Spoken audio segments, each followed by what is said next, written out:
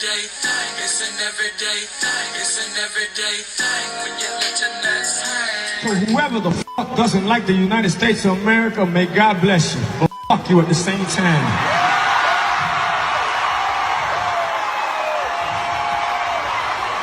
If you don't like the United States of America, go back to the countries that we the fuck from, and you'll see how much you appreciate the United States of America.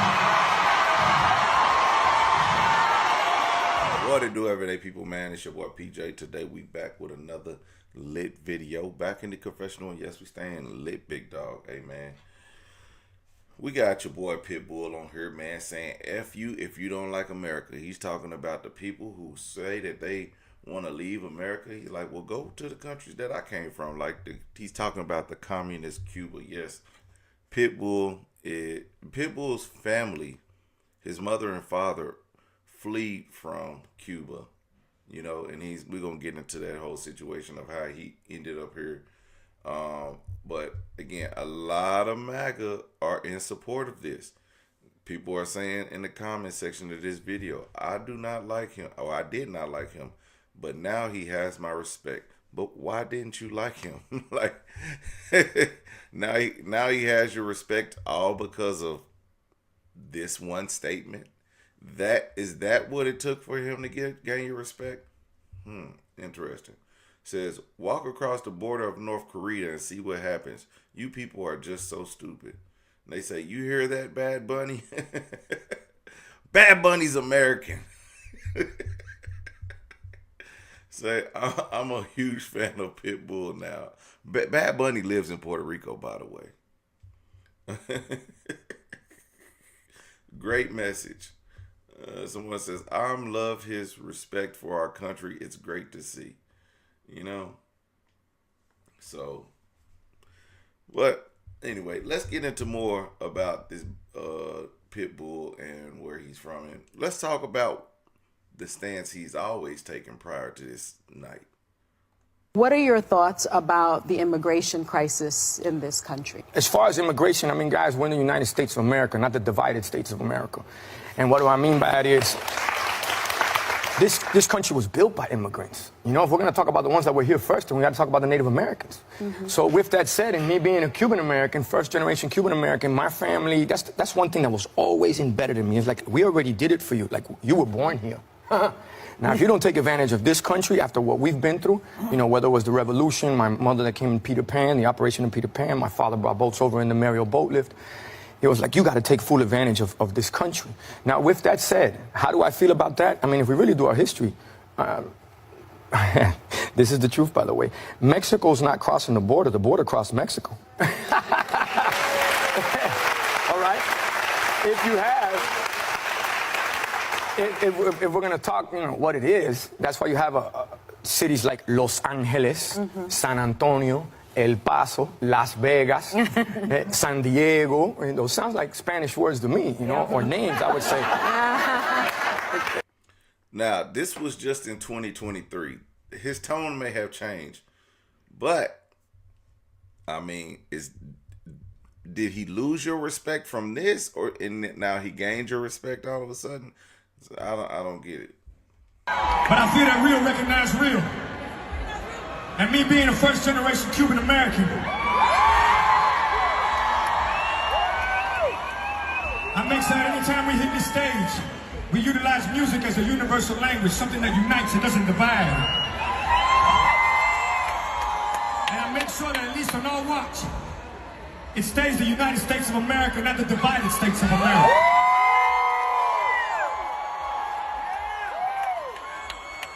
I tell people all the time, if you don't know where you're from, you don't know where you're going.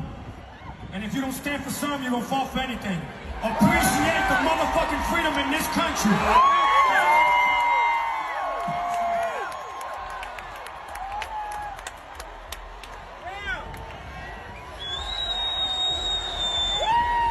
Y'all ready? Let's rock it then. USA! USA! USA! USA!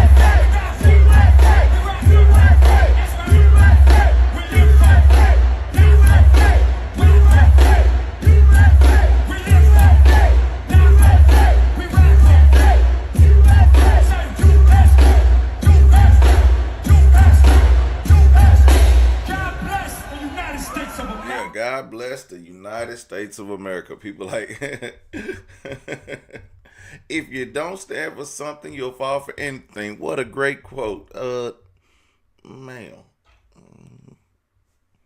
Malcolm X. Okay, whatever. But y'all didn't like him either. Me being Cuban American, I was born politically incorrect already. But as far as the campaign, it's very interesting. And there's been plenty of candidates that want to sit down and have conversations. And I don't have a problem doing that, you know. But I do have a certain, I would say, situation with the way people are handling their platforms. You know, when you're handed power, you got to really understand what what that embodies. And unfortunately, I feel that Donald Trump doesn't understand that right now. And he thinks, that's why I say about Trump, you know, God bless him. That's a beautiful thing about being in the United States of America. But utilize it for the better, for the greater good. You know, not just say anything just because you're going to get headlines off of it. You know, so do we really want to help this country, or do we want to be the biggest celebrity in the world? You asked that question. And he said what he said. He didn't understand what he was saying and who he was speaking to.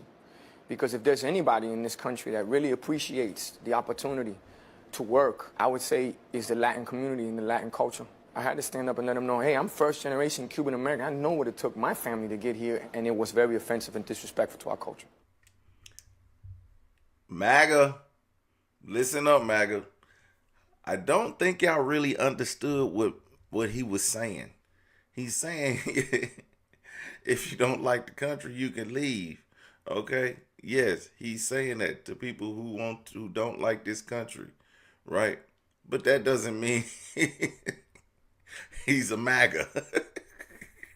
But whatever you may want to let float your boat, as long as the message gets across, hey, we are Americans first.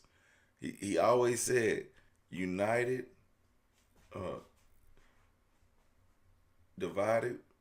united we stand, divided we fall. That's what he said. He's in multiple clips, he said that.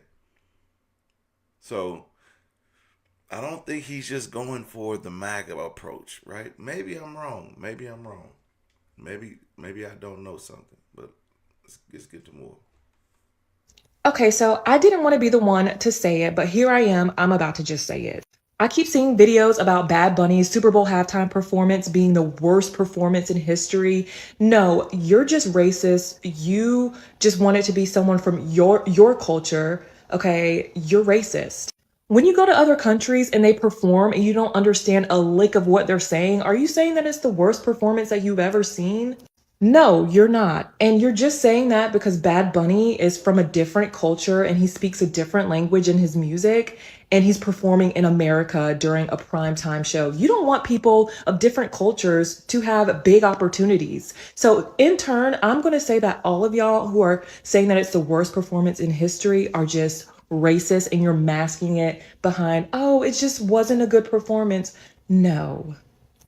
You are not fooling me and you're not fooling all of us who know who you really are. I've been saying that a lot of people are using the Bad Bunny situation to actually mask the deeper truth and how they really feel. And that's okay. If you want to be racist, be racist. You know, be openly racist though. You know, don't hide it behind the Super Bowl performance. Again, a lot of the MAGites, they were championing Pitbull just in that first clip. A lot of them were like, you did it first, Pitbull. Your performance was better.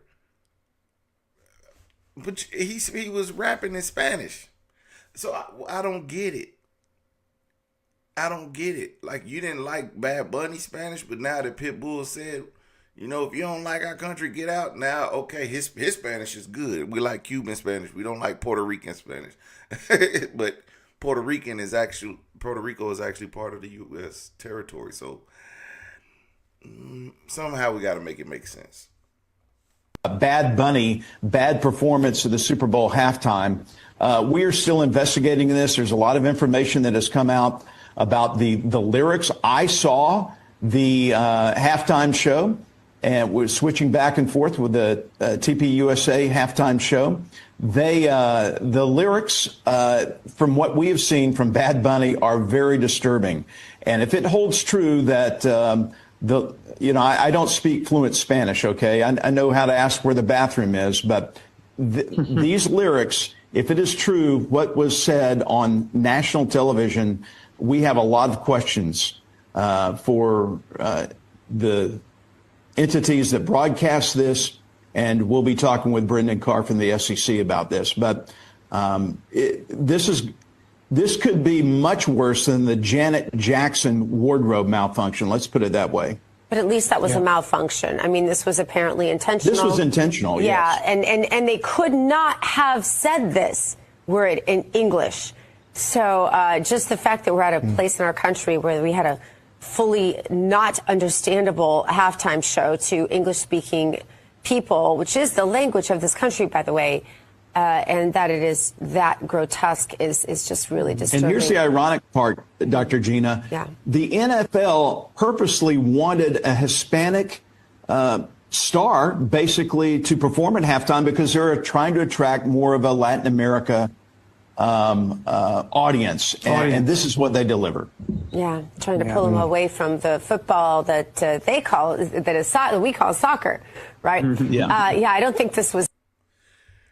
Yeah, just imagine if they investigated the Epstein files, what they would find, and they would be grossly, they would be overtly grotesque about that situation, okay?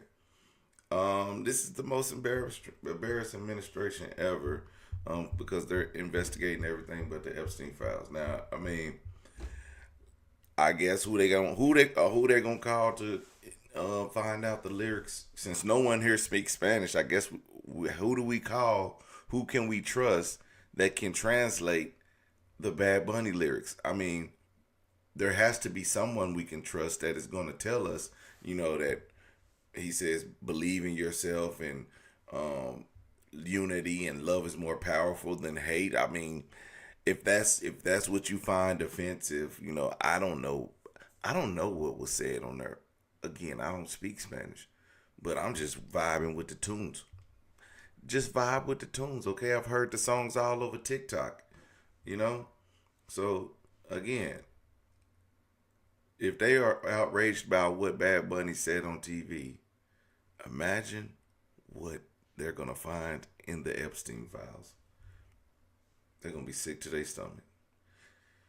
Yeah, but at least the Bad Bunny investigation is more important than Epstein files. We know that for sure. I bet you guys are asking, what is this? Bad Bunny is being sued. Bad Bunny is being sued. And by who? The owner of La Casita in the documentary. So Don Ramon, an 84-year-old man with little schooling, alleges that his property, La Casita, was used without proper consent for the filming of Bad Bunny's short film, Debí Tirar Más Foto. The allegation says, in late 2024, representatives of the defendant contacted him to use La Casita. He said he was tricked into signing on a blank cell phone screen without knowing or understanding the term of the contract. He cannot read or write, so the agreement was never explained to him. Despite receiving two small payments, one for $2,400 and the other one for $2,800, he claims the contract are null because his consent was obtained fraudulently. And then it says, defendant took detailed photos and measurements of the house without his true consent. A replica of La Casita was built inside the Coliseo for the Bad Bunny concert in 2025. And the replica became main stage design for the show, which drew global attention. And then he said La Casita was central to Bad Bunny's branding for the concert series and promotional material. Amazon Prime is set to stream the final concert in September 2025. Despite the millions in revenue, Don Ramon was not compensated fairly.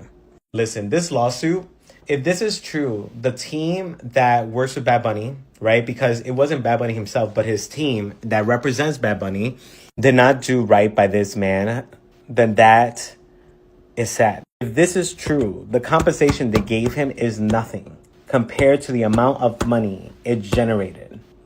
because it's part of the branding. La Casita was part of the branding for the concert, for the residents, for the documentary, and everything. So what are they looking for? $5 million minimum for unjust enrichment, $1 million for mental anguish and damages caused by stress, public exposure, and exploitation, which totals into $6 million plus attorney fees and litigation costs. Let me know your thoughts. What do you think about this whole lawsuit? All right, crazy lawsuit. I get that Bad Bunny's being sued for the use of this property. And a lot of people, like myself, had no idea about this property and about this being shown at his concerts or about this lawsuit. But I saw it at the Super Bowl. Bad Bunny is being sued by an 84-year-old Puerto Rican man who claims that his house, called La Casita, has been unlawfully used on the stage as part of Bad Bunny's concert setup and tour movie. The guy's name is Roman Delgado, and he's got a few problems with his claim. First, he signed a contract. He signed an agreement that seems to show that he was paid $5,200 as a location release for use of his house, La Casita, both on stage during the concert and also in a short film about Bad Bunny. So what's Delgado got to say about all this? He says, I didn't even know what I was signing. He claims to be illiterate, and he also says that his signature was altered and the scope of the agreement was never really included in the stack of documents that he received. I've handled a lot of these kind of cases in my career, and if you've got a writing that is signed by both parties and is pretty clear as to the terms and the obligations that each party has, it's pretty tough to convince a judge or a jury to kind of tear that thing up and start all over again.